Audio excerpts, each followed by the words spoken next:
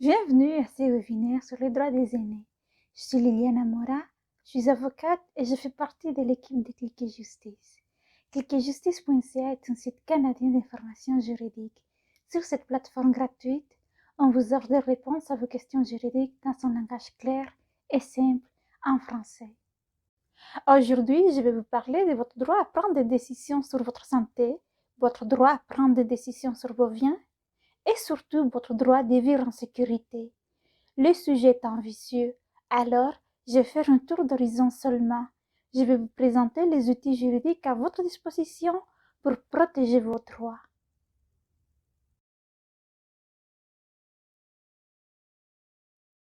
Quel est le rapport entre la santé et les droits? Eh bien, il y a beaucoup de choix qu'on peut prendre et qui ont un aspect juridique et qui vont vous aider à protéger votre santé.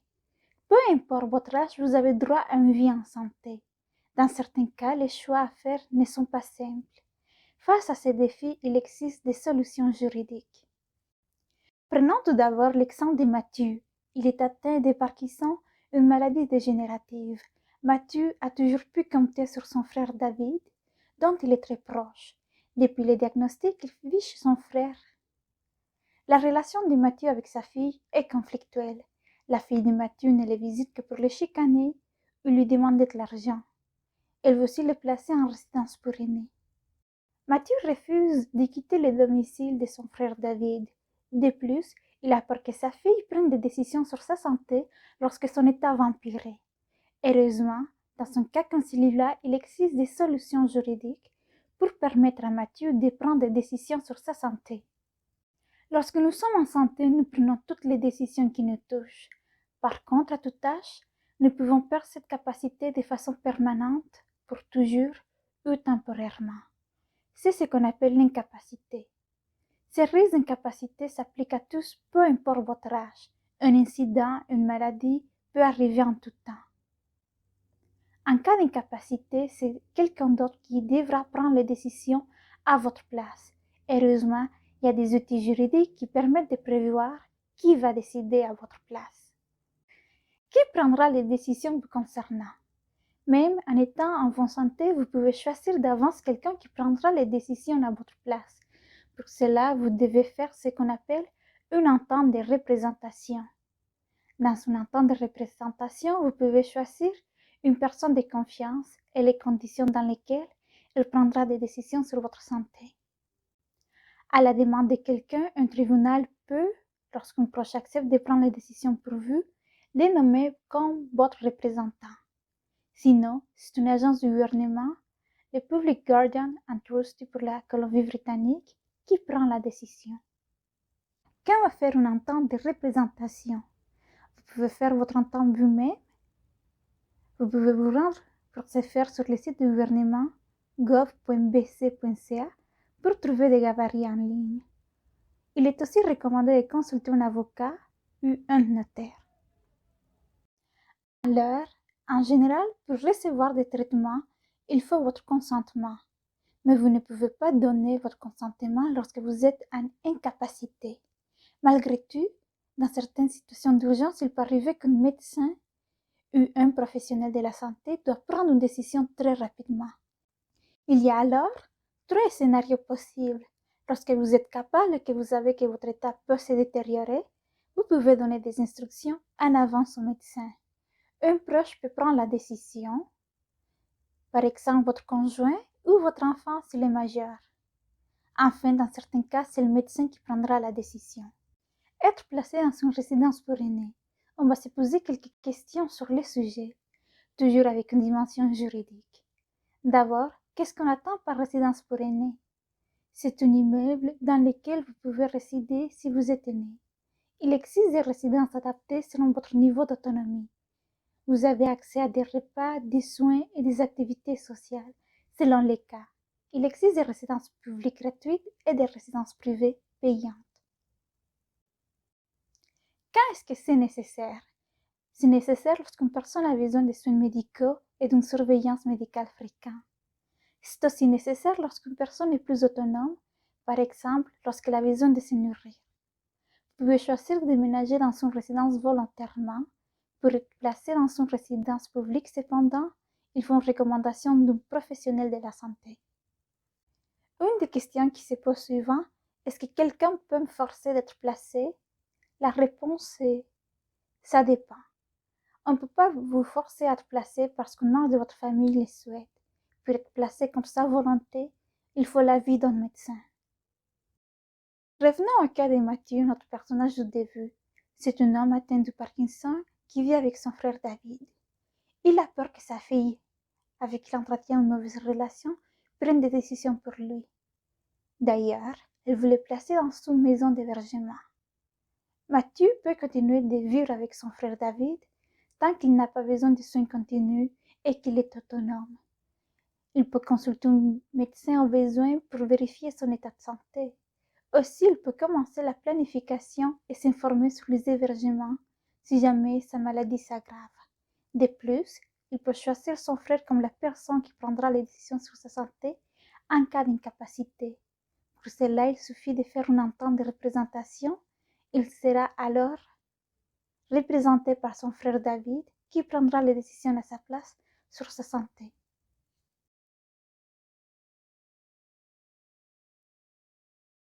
Quel est le rapport entre vos biens et les droits?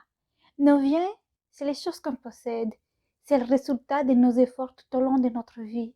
Nous avons le droit de décider ce que nous faisons avec nos biens. Dans certains cas, les choix à faire ne sont pas simples. Face à ces problèmes, il existe des solutions juridiques. Prenons l'exemple de Nadia. Elle vit avec son fils Farid et sa petite fille Issa. Elle est propriétaire d'un condo à Prince George.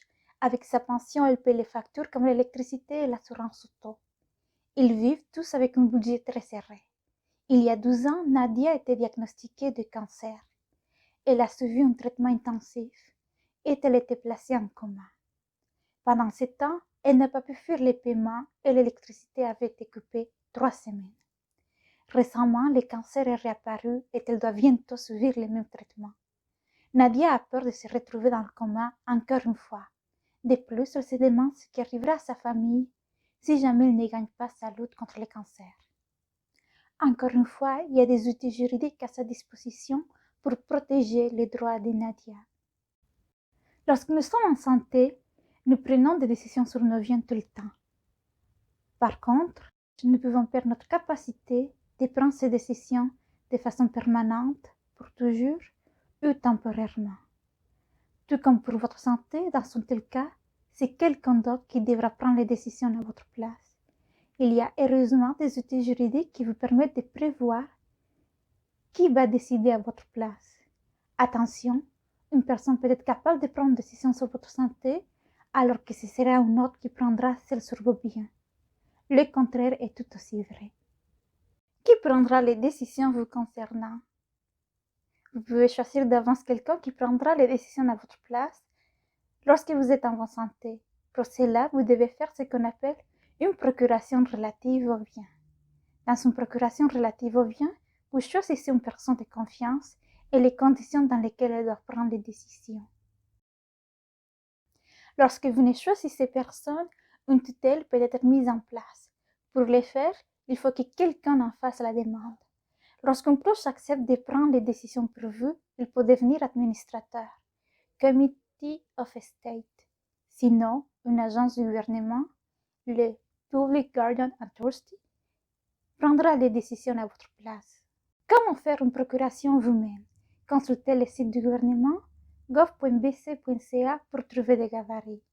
Il est aussi recommandé de consulter un avocat ou un notaire. Qu'arrive-t-il à vos biens à votre mort? Il n'y a qu'une certitude dans la vie, la mort. Après notre départ, nos dettes sont payées et les biens restants sont partagés. Les biens incluent par exemple votre voiture, votre télé et votre compte bancaire. Lorsqu'on décède sans testament, la loi détermine comment nos biens seront partagés. Par exemple, si vous avez une épouse mais pas d'enfant, votre héritage ira à votre épouse. De même, si vous avez une conjointe défunt et une épouse en même temps, dans certains cas, les deux peuvent avoir droit à votre héritage. C'est par exemple lorsque vous êtes en période de séparation mais vous n'êtes pas encore divorcé.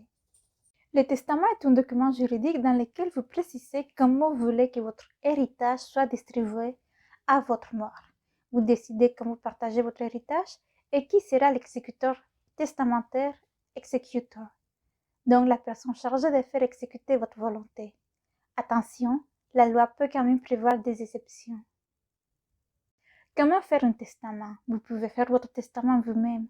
Par contre, c'est déconseillé. Certaines parties de votre testament peuvent être annulées par la loi. Il est recommandé de consulter un notaire ou un avocat. Lorsqu'un testament est bien rédigé, moins il y aura des litiges, des conflits et plus vos souhaits seront respectés. Alors, il est recommandé d'avoir un testament pour prévenir les situations complexes et exprimer vos choix. Revenons au cas de Nadia. C'est une femme atteinte de cancer. Elle aide financièrement son fils Farid. Elle a peur de perdre sa capacité temporairement en raison d'un traitement contre la maladie. De plus, elle se demande ce qu'arrivera à sa famille si elle décède dans le futur. Nadia peut faire une procuration relative aux biens et un testament. Ainsi, elle peut nommer une personne pour gérer sa pension et payer ses factures si elle devient incapable. De même, elle peut choisir comment elle veut qu'on partage ses biens lors de son décès. D'ailleurs, son fils Farid peut lui aussi faire une procuration relative aux biens et un testament. Après tout, personne n'est à l'abri d'un accident.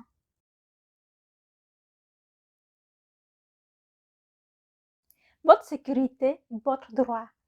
Nous pouvons nous trouver dans une situation de vulnérabilité en tout temps, à tout âge. Par exemple, nous pouvons aimer une personne et lui faire confiance sans nous rendre compte que cette personne peut devenir abusive. Face à ces problèmes, il existe des solutions juridiques. Bo et Cheng habitent ensemble depuis 5 ans. Cheng est propriétaire d'un condo depuis bien avant leur relation. Il utilise la carte de crédit de sa compagne Bo sans sa permission pour faire des achats. Des fois, Cheng frit et lance des objets. La semaine dernière, dans une crise, il a déchiré tous les vêtements de Bo avec un couteau de cuisine. Bo a eu très peur et elle est allée dormir quelques nuits chez une amie. Cheng lui envoie des messages de menaces. Il veut qu'elle revienne et refuse qu'elle reprenne ses effets personnels, qui sont encore à l'appartement. Bo ne veut pas porter de plainte à la police, mais ne veut pas retourner avec Cheng. Qui peut être victime d'abus? N'importe qui peut être victime d'abus. Voici quelques statistiques qui vous aideront à les comprendre. 2 tiers des crimes violents sont commis par des proches ou des membres de la famille. Les femmes sont plus souvent victimes de violences, mais les hommes peuvent aussi être des victimes. Quand est-ce que l'abus survient? Nous pouvons tous être victimes d'abus. Avec l'âge, il y a des situations dans lesquelles cette vulnérabilité est plus grande. Par exemple, lorsqu'on est moins autonome financièrement, lorsqu'on a moins de contacts sociaux, lorsqu'on a moins de revenus et lorsqu'on a fait moins d'études. Et ce ne sont que des exemples, parce que malheureusement, des situations d'abus surviennent dans toutes les circonstances. L'abuseur peut faire du mal intentionnellement. Un ami peut contrôler la vie de son ami et l'isoler de ses proches. Un enfant peut abuser de son parent parce qu'il en dépend financièrement. Un médecin peut abuser de sa position de pouvoir en tant que fournisseur de soins. Par contre, l'abuseur peut agir involontairement. Par exemple, un conjoint qui néglige de prendre soin de son épouse parce qu'il est surchargé. Il existe différentes formes d'abus. L'abus physique, c'est très large. Par exemple, pousser, pincer ou frapper. Peu importe si on les étrace ou pas, l'abus physique est toujours criminel. C'est une voie de fait. L'abus émotionnel et psychologique peut inclure le fait de crier, insulter, menacer, humilier et intimider. Dans certains cas, c'est un crime tout comme du harcèlement ou des menaces de mort. L'abus sexuel peut être des attouchements, mais aussi des remarques obscènes. C'est un crime à cas d'agression sexuelle ou de harcèlement criminel. Attention aux préjugés selon lesquels les aînés sont inactifs sexuellement ou sont non attrayants. L'abus matériel et financier peut être l'effet de s'approprier votre argent sans votre permission. Aussi, des fraudeurs peuvent tenter de vous escroquer au téléphone, en personne ou même par Internet. La fraude est un crime. La négligence peut être volontaire ou pas, par exemple, un proche parent qui ne fournit pas assez de soins en raison d'un épuisement personnel et affectif, c'est une situation involontaire. Attention, ça peut être criminel quand on refuse intentionnellement de nourrir et de donner de l'eau à une personne. Vous pouvez vous demander, est-ce que c'est un crime? Est-ce que c'est de l'abus émotionnel? Est-ce que c'est grave ou pas? Ne vous posez pas ces questions. Ce n'est pas important de savoir classifier l'aveu. Ce qui est important, c'est l'identifier. Demandez-vous seulement, est-ce que c'est correct? En cas de doute, appelez et demandez à un expert. Qui peut vous aider? Il existe des solutions légales et autres. Il est possible de recourir aux deux en même temps. Lorsque possible, c'est bien de recourir à de l'appui avant d'entamer des procédures légales. De plus, des fois les démarches légales ne suffiront pas. Par exemple, créer un plan de sécurité peut être essentiel lorsque vous vivez dans une maison où vous vous sentez en danger. De même, vous pouvez participer à un groupe d'entraide lorsqu'un proche a un problème de dépendance. D'ailleurs, plusieurs organismes peuvent vous diriger vers des ressources en plus de vous offrir de l'information juridique gratuite. Il y a deux lignes téléphoniques à connaître. Victim Link pour une personne victime d'abus et SAIL pour les aînés aux prises avec l'abus. Quels sont vos recours juridiques? Il existe plusieurs recours juridiques. Des recours civils, par exemple, vous demandez à un hôpital de vous payer 50 000 $ pour l'aveu suivi de la part d'un infirmier. Droit criminel. En cas de plainte, il y a le processus qui est déclenché. La personne peut avouer son crime ou pas. Dans ce cas, il y aura un procès pour déterminer sa culpabilité. Sans porter plainte, il y a des recours possibles en droit criminel. Par exemple, vous pouvez demander une ordonnance de ne pas troubler la paix et interdire à une personne d'entrer en communication avec la victime. Il y a des recours en droit de la famille. Par exemple, lorsque vous allez vous séparer ou divorcer votre conjoint, c'est important de connaître vos droits. Par exemple, avez-vous droit à une pension alimentaire pour conjoint? De plus, vous pouvez demander une ordonnance pour que votre conjoint ne communique plus avec vous. Il y a aussi d'autres recours, par exemple, des recours administratifs comme le programme d'assistance d'aide aux victimes. Ce programme indemnise les victimes en cas de crimes violents pour couvrir des frais comme une thérapie ou recevoir d'autres soins de santé. Rappelons-nous du cas d'Ebo. Elle habitait avec Chen qui était violent. Elle a quitté la maison après une crise et ne souhaite plus y retourner. Elle peut contacter une ligne d'aide qui va le référer à des ressources adaptées. Par exemple, elle peut être admissible à une maison d'hébergement. De plus, on peut l'informer sur des recours comme une ordonnance de ne pas troubler la paix ou l'informer du fait que la police peut l'accompagner pour chercher ses biens, et cela sans porter plainte. Le processus peut être long. Si vous êtes un proche, soyez là pour vous. Il est difficile de s'en sortir toute seule. Vos amis et vos proches comptent sur vous. En cas d'inquiétude, parlez avec eux, mais aussi informez-vous. Ce fut un plaisir d'avoir pu vous informer sur vos droits. Rappelez-vous ce que je vous ai appris aujourd'hui. Le plus tôt vous exprimez vos souhaits, le plus vous avez des chances de faire respecter vos droits. Planifiez vos soins de santé et la gestion de vos biens. Préparez une entente de représentation, une procuration relative aux soins et un testament. Prenez en main votre destin et planifiez votre vie, peu importe votre âge. Lorsque vous êtes aux prises avec la vue, vous avez des droits. N'hésitez pas à demander de l'aide, même s'il n'est que pour demander de l'information. Que vous soyez victime ou proche de quelqu'un qui l'est, il y a toujours des options. Merci pour votre visionnement. Si vous avez des questions, visitez cliquezjustice.ca, la réponse à vos questions. Vous pouvez aussi nous contacter par courriel à info@cliquezjustice.ca. Bonne journée.